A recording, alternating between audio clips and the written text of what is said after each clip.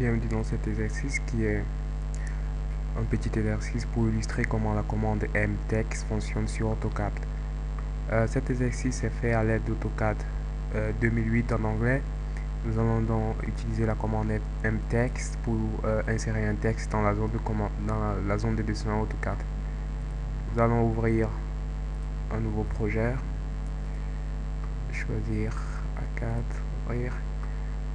Pour activer la commande mtext, vous devez écrire mtext dans la zone de commande ou cliquer sur cette icône qui nous demande de spécifier notre zone de texte en spécifiant les deux coins opposés de notre zone de texte, ou tout simplement vous pouvez écrire mtext sur la zone de commande, ce qui nous permet de dessiner notre zone de commande, notre zone de texte. Nous avons dans un texte là que nous insérons dans notre zone de texte et nous allons valider pour voir ce que ça donne. Voilà notre texte qui est tellement petit. Nous devons donc travailler sur notre texte pour le rendre plus visible, pour amener quelques améliorations sur la façon dont notre texte apparaît dans notre zone de dessin. Double-clic sur notre texte nous permet de retourner à cette fenêtre Text Formatting qui nous permet, si on sélectionne tout notre texte, nous avons là le privilège de pouvoir changer la taille de notre texte. Nous pouvons mettre notre texte, changer nos caractères, les mettre, donner une dimension 2 à nos caractères. En validant, vous voyez bel et bien que notre texte s'agrandit. Double-clic sur notre texte nous permet de revenir à l'endroit de départ qui nous permet de jouer avec le style. Nous pouvons changer le style, lui donner un style un peu plus beau. Ouais, nous avons là le style Times New Roman Greek. Nous pouvons lui donner ce style. Nous avons tellement d'outils là qui nous permet de pouvoir améliorer l'aspect de notre texte sur notre zone de dessin.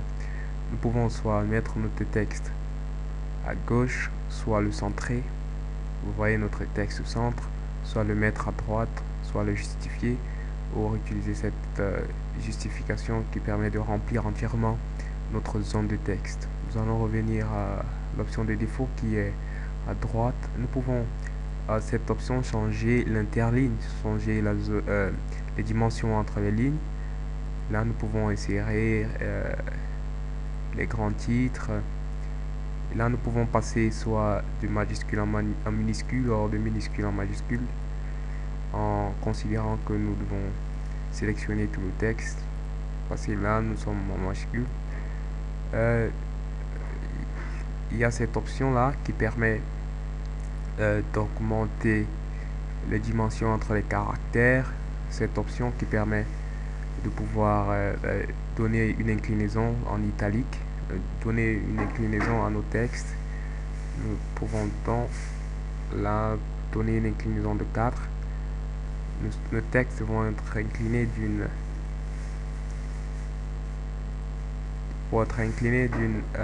d'un angle de 4. Si nous le mettons en italique,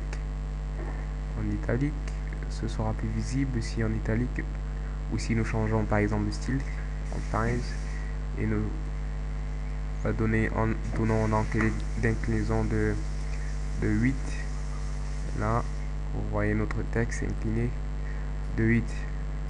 Là c'est juste pour monter l'inclinaison. Nous pouvons agrandir l'inclinaison de notre texte 30, 34. Notre texte devient plus incliné, ou le remettre à 0 qui est l'inclinaison par défaut. 0. Cette option permet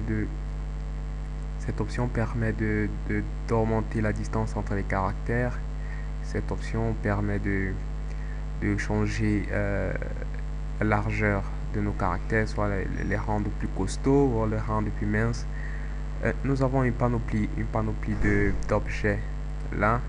Nous pouvons insérer des symboles. Pour insérer un symbole, nous devons mettre le curseur à l'endroit où nous voulons que le symbole apparaisse, cliquez là et symbole.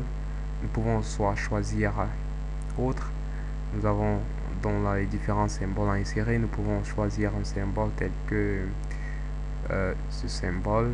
Ce que nous faisons, c'est que nous le sélectionnons et nous devons le copier, fermer cette fenêtre et à l'aide de la commande CTRL V ou copier, nous pouvons copier ce symbole là. Nous avons une panoplie d'outils qui nous permet de pouvoir ranger notre texte d'une manière plus présentable dans notre zone de dessin. Rendez-vous dans le prochain tutoriel.